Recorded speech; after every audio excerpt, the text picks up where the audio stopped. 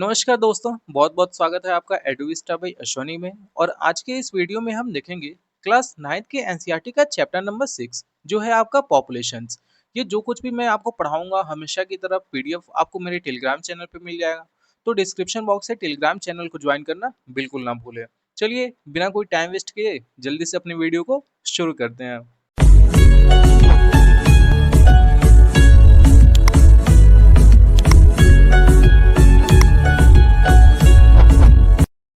देखो, आगे बढ़ने से पहले हमको ये जानना होगा कि जो ह्यूमन बींग्स है ना, ये अगर माना जाए तो एक तरह से प्रोड्यूसर और कंज्यूमर ये दोनों हैं। ठीक है, प्रोड्यूसर कैसे हैं, किस चीज के प्रोड्यूसर और कंज्यूमर है? अर्थ रिसोर्सेज के। ठीक है, अर्थ पे जो भी नेचुरल रिसोर्सेज पाई जाती हैं आपकी, उनके ये प्रोड्यूसर भी माने जाते हैं और कंज्यूमर भी। प्रोड्यूसर कैसे? जैसे मान लो हम कोई रॉ मटेरियल लिए, उसको फिनिश्ड गुड में मैन्युफैक्चर करके प्रोड्यूस करके उसको प्रोड्यूस करते हैं और फिर उसी चीज का कंजप्शन भी करते हैं। तो प्रोड्यूसर एंड कंज्यूमर दोनों माना गया है।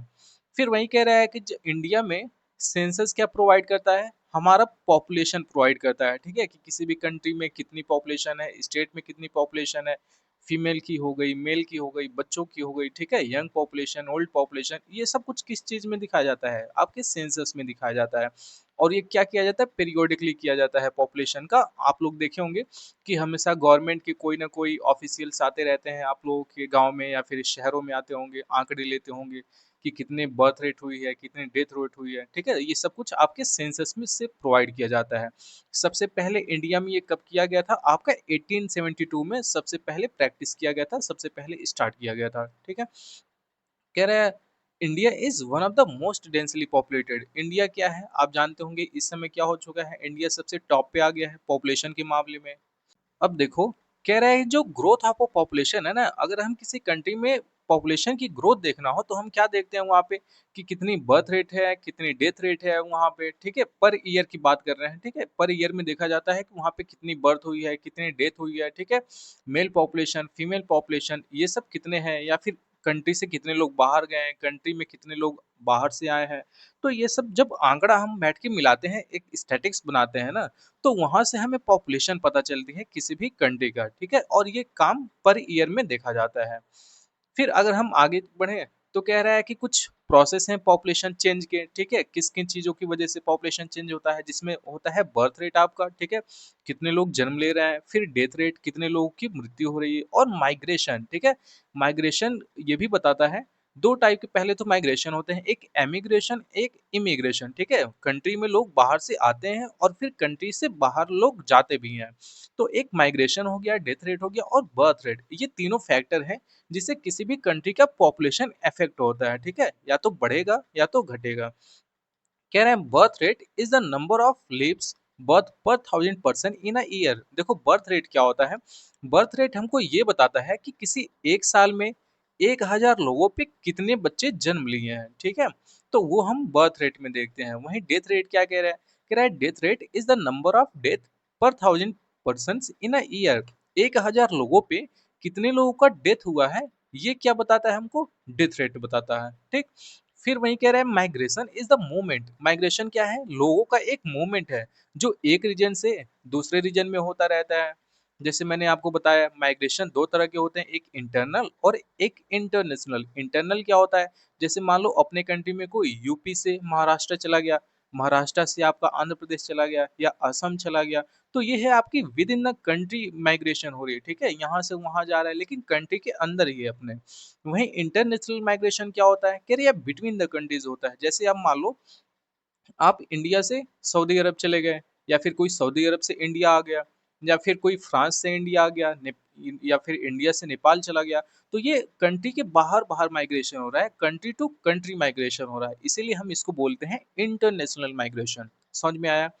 कह रहा है फिर एज कंपोजिशन क्या होता है? कह रहा है the age composition of a population. किसी पॉपुलेशन का अगर हमको एज कंपोजिशन देखना हो तो ये क्या बताता है? ये बताता है कि वहाँ के नंबर ऑफ पीपल, ठीक है, कितने डिफरेंट डिफरेंट एज के वहाँ पे किसी पर्टिकुलर एरिया में बसे हैं। जैसे आप देखोगे कई तरह की पॉपुलेशन हमको क्लासिफाई करके दिखाया जाता है, जिसमें बच्चों की population, young population, old population, ठीक है, जब हम उनको ईयर वाइज देखते हैं तो उसी को कहते हैं एज कंपोजिशन। जैसे जो चिल्ड्रन होते हैं वो ज्यादातर जो 15 साल से कम होते हैं उनको हम एज अ चिल्ड्रन कंसिडर करते हैं, ठीक है।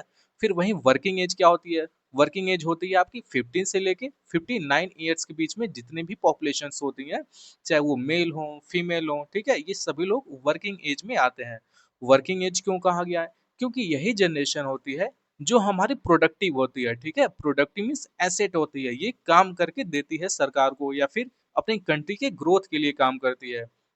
बाकी अब पहला जो चिल्ड्रन है और तीसरा जो एज्ड जो पॉपुलेशन है, ये क्या है? एक तरह से लाइबिलिटी है, ठीक है। एक तरह से इनको ये लाइबिलिटी का काम करते हैं कंट्री में। वहीं जो बीच वाले हैं वर्किंग एज, ये एसेट का काम करते हैं फॉर द कंट्री। कह रहा है एज्ड पॉपुलेशन कब से मानी जाती है? आपके 59 ईयर से ऊपर जितनी भी पॉपुलेशन है उनको हम एज्ड पॉपुलेशन में या फिर ओल्ड पॉपुलेशन कंसीडर करते हैं। अब देखो, जो छोटे बच्चे हैं ये भी काम नहीं कर पाएंगे, जो बड़े लोग हो गए हैं 59 ईयर्स से ओल्ड हो गए हैं, ये लोग तो अपने लाइफ में यंग पॉपुलेशन में काम किए ही हैं। तो फिर ये दोनों लोग कंट्री के ग्रोथ में उतने हेल्पफुल नहीं होते हैं, इसीलिए इस जो बीच वाले हैं ना वर्किंग एज, इसको हम बोलते हैं ग्रोथ पॉपुलेशन, या फिर कहें तो यही एक एसेट माने जाते हैं for the country of growth. फिर कह रहा है सेक्स रेशियो क्या होता है? कह रहा है sex ratio is defined as the number of female per 1000 male in the population. देखो, सेक्स रेशियो में हमको ये देखा जाता है कि 1000 मेल पे कितनी फीमेल है, ठीक है। इसी यही बताता है हमको सेक्स रेशियो। जैसे मान लो 1000 मेल है और 1000 फीमेल है तो सेक्स रेशियो बराबर है। या फिर अगर फीमेल की संख्या बढ़ जाती है, जैसे 1000 मेल है और 1000 से ज्यादा फीमेल हो गई, तो सेक्स रेशियो हाई हो जाता है। अगर फीमेल की पॉपुलेशन 1000 से मेल से कम होती है तो सेक्स रेशियो लो हो जाता है, जो कंट्री के इंडिकेटर के लिए नेगेटिव साइन है, ठीक है। फिर कह रहा है लिटरेसी रेट क्या होता है? कह रहा है a person aged 7 years and above who can read and right with the understanding in any language. देखो, लिटरेसी रेट समझो क्या कह रहा है। कह रहा है जो आदमी या फिर जो भी बच्चे 7 साल के ऊपर वाले हैं, वो अगर अच्छे से लिख लेते हैं, पढ़ लेते हैं चीज़ों को, या फिर किसी लैंग्वेज को, किसी एक लैंग्वेज को अच्छे से समझ लेते हैं, तो उनको हम एज अ लिटरेट कंसिडर करते हैं और उसी को लिटरेसी रेट में मानते हैं।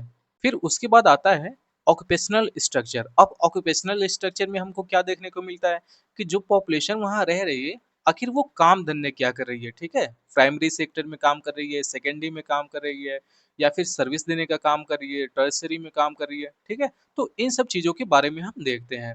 कह रहा है the distribution of the population according to different type of occupations. वो क्या क्या काम करते हैं, यही सब चीजें किसमें हमको देखने को मिलता है? ऑक्यूपेशनल स्ट्रक्चर में देखने को मिलता है। कह रहा है occupations are generally classified as, एक तो हम प्राइमरी में देखते हैं, सेकेंडरी में देखते हैं और टर्शरी में देखते हैं। किसी भी कंट्री में हम यही तीन मेन कैटेगरीज हैं जिसमें किसी भी ऑक्यूपेशन को देखा जाता है, ठीक है। अब चलो देखते हैं प्राइमरी एक्टिविटीज क्या है। इसमें देखो एग्रीकल्चर से रिलेटेड चीजें आएंगी, एनिमल्स हस्बेंड्री से रिलेटेड चीजें हो गई, फॉरेस्ट्री, फिशिंग, माइनिंग, क्वेरिंग, ठीक है। ये सब जितनी भी चीजें आती हैं जो भी नेचर से हम लोग डायरेक्ट कंजप्शन करते हैं, डायरेक्ट यूज करते हैं नेचुरल चीजों का, तो वो सारी चीजें आपकी प्राइमरी एक्टिविटीज में आती हैं। फिर सेकेंडरी एक्टिविटीज में क्या हो गया? सेकेंडरी एक्टिविटीज में जितनी भी मैन्युफैक्चरिंग गुड्स हो गए, ठीक है, जिनको हम रॉ गुड्स लाते हैं और जिनको मैन्युफैक्चर करते हैं, वो सारी की सारी चीजें, इंडस्ट्रीज वर्क, मैन्युफैक्चरिंग वर्क, ये सारी चीजें आपकी किस में आती हैं?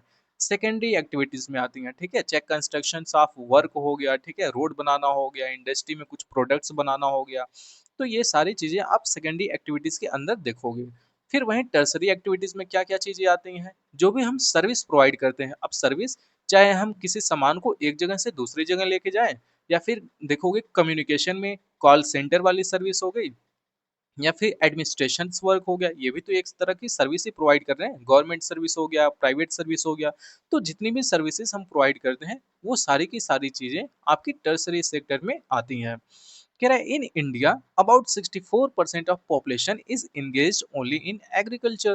देखो, अगर हम बात करें इंडिया में, तो जितनी भी पॉपुलेशन है उसका 64% लोग किस में बिजी हैं? आपके एग्रीकल्चर वर्क्स में बिजी हैं। क्यों?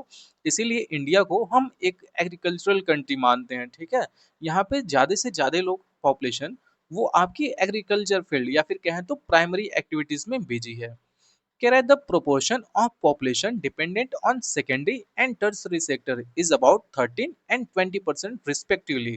देखो अगर हम बात करें मैन्युफैक्चरिंग मतलब कि सेकेंड सेक्टर और थर्ड सेक्टर यानी कि टर्सरी सेक्टर, इसमें कितनी पॉपुलेशन है? तो 13% आप मैन्युफैक्चरिंग में देखोगे और 20% आप टर्सरी में देखोगे। टर्सरी में इतना मैन्युफैक्चरिंग से ज्यादा क्यों देखने को मिल रहा है? क्योंकि आपको पता होगा जैसे कि हमारे 1990 में एलपीजी जब आया था, ठीक है, एलपीजी रिफॉर्म जब हुए थे, तो वहां हम सेकेंडरी सेक्टर में जाने के बजाय डायरेक्ट टर्शरी सेक्टर में पहले चले गए, ठीक है।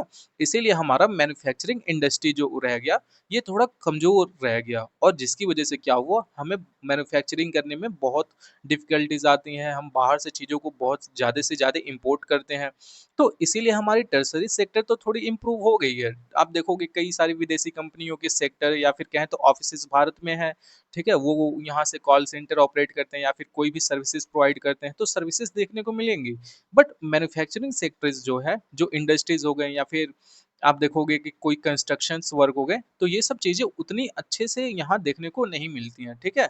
तो हमारे यहाँ प्राइमरी सेक्टर और टर्शरी सेक्टर ये तो ठीक ठाक है, बट सेकेंडरी सेक्टर थोड़ा बहुत कमजोर रह गया या फिर कहें तो पीछे रह गया, ठीक है। बस यही है इस चैप्टर में। आई होप कि आपको चीज़ें अच्छे से समझ में आई होंगी। अगर समझ में आई हो तो वीडियो को लाइक कर दीजिए और हमारे चैनल को सब्सक्राइब करके बेल आइकन को ऑन कर लीजिए। ये इस क्लास का लास्ट चैप्टर था। इसके बाद हम चैप्टर नंबर फर्स्ट से क्लास 10th का स्टार्ट करेंगे वीडियो। तो बस इस वीडियो में इतना ही। मिलते हैं बहुत जल्द एक और नए वीडियो में। तब तक के लिए जय हिंद।